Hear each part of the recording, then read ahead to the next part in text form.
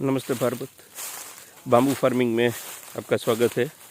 Bamboo Grover के साथ आज हम बाम्बू के एक फार्म पे आए हुए हैं और यहाँ पर ये बाम्बू लगा हुआ है जिसकी हाइट तकरीबन कह सकते हैं 20 या 25 फीट के आसपास हुई होगी।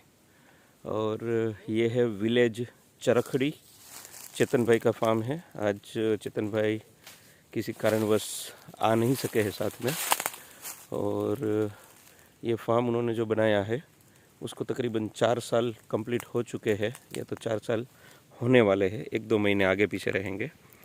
और दिखाते हैं आपको ये बाम्बू का पूरा फार्म। यहाँ पे समझना रहेगा, विपरीत परिस्थितियों के अंदर में यहाँ पे बांस जो है इन्होंने लगाया हुआ था।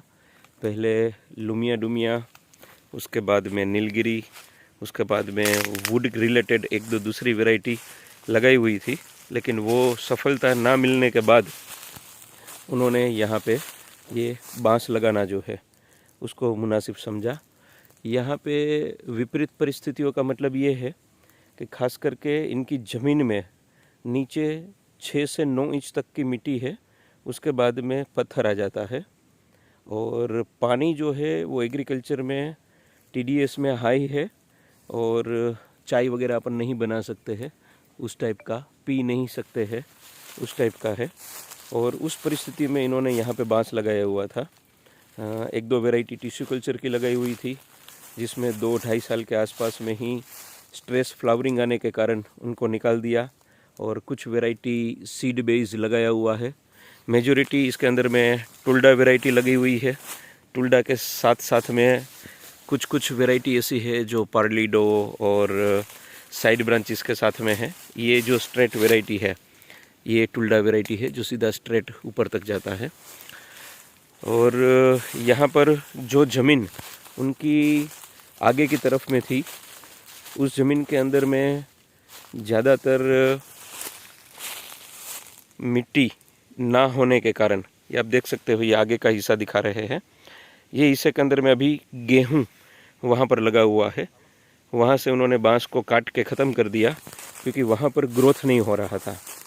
बांस के रूट की बात करें तो 2.5 से 3.5 फीट का मैक्सिमम रूट जो है डेप्थ में जाता है, और उस डेप्थ तक बांस को न्यूट्रिशन वहाँ से कलेक्ट करना रहता है।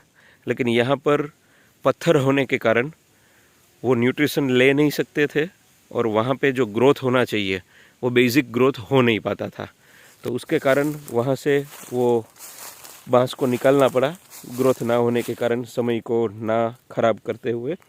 और पीछे की जो ये ज़मीन है जहाँ पर हम खड़े हैं, यहाँ पर अभी 8 से 9 इंच मिट्टी है, और उसके बाद पत्थर चालू होता है।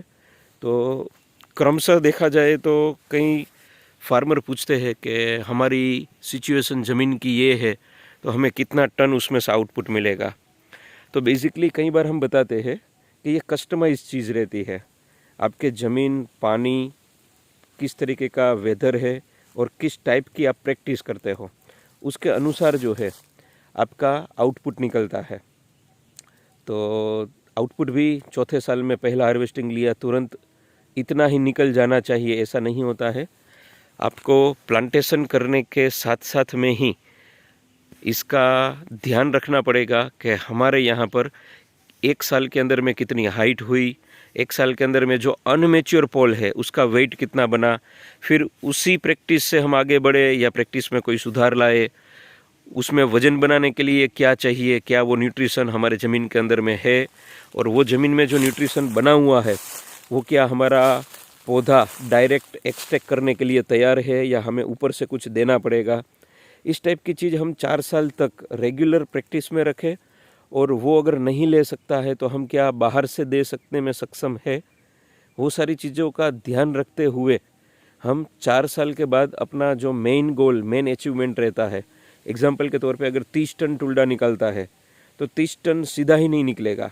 हमें कैलकुलेशन बनाना पड़ेगा कि एक बांस के प्लांटेशन करने में हमें कितने क्वांटिटी के अंदर में पोल मिले, और वो एक पोल का जो है क्या फिट हाइट रहेगा, उसका क्या वज़न रहेगा, और पहले, दूसरे, तीसरे और चौथे साल के आंकड़े हमें हर बार रखने पड़ेंगे और उससे हम तय कर पाएंगे कि हमारा टोटल कैलकुलेशन हम सही जा रहे हैं या नहीं।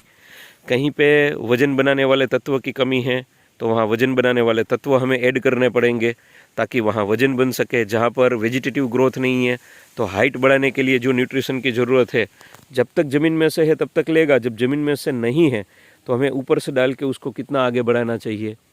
तो ये सब लेखा जोखा फार्मर को अपने हिसाब से अपने फार्म का थोड़ा बनाना पड़ेगा और वो अगर बनाते हैं तो ही चौथे साल तक वो अपने टारगेट में अचीव रहेंगे। और कई सारी चीज़ें प्रैक्टिस के बाद ही समझ में आती है, तब तक तो सबकी बात एक ही रहती है कि बांस का मतलब है कुछ भी ना करो, कुछ भी ना लगाओ। बेसिकली मैनेजमेंट ज़रूरी है कि क्या मैनेजमेंट स्किल से हम काम करते हैं और हमें क्या उसमें से ग्रोथ मिलता है। और ये भी दे सकते हैं बीच बीच में कुछ दूसरे प्लांट भी आए हुए हैं। ये शायद हिली टुल्डा है, टुल्डा का ही दूसरा प्रकार, जिसके अंदर में आप देख सकते हो साइड ब्रांच वगैरह जो है ढेर सारी निकलती है और पोल जाता सीधा है तीसरे चौथे साल का, लेकिन साइड ब्रांच के साथ लदालद रहता है। और उसी के सामने ये है, उसी के सामने ये है, उसी के सामने ये है।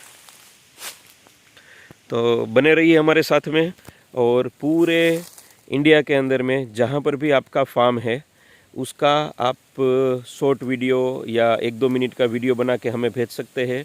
आपका नाम, आपके गांव का नाम, आपका मोबाइल नंबर, आपने कौन सी वैरायटी लगाई हुई है, कितने साल पे अभी है और अभी उसकी मैच्योरिटी क्या है, वो सारी चीज़ आप दिखाएंगे तो हम लोगों को समझ में आएगा।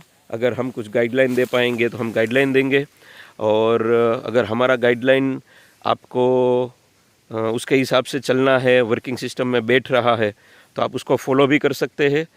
और आपका कहाँ पे लोकेशन के हिसाब से है, ये आपके आसपास का जो बाज़ार है उनमें रहने वाले हर एक व्यक्ति को पता चलेगा कि फलाना फलाना भाई का हमारे आसपास में ये लोकेशन पे बाम्बू लगा हुआ है, तो आपको सेलिंग में भी वहाँ से आसानी रहेगी। Thank you very much. बने रहिए बाम्बू ग्रोवर में हमारे साथ में मिलके बाम्बू को ग्रो करते हैं।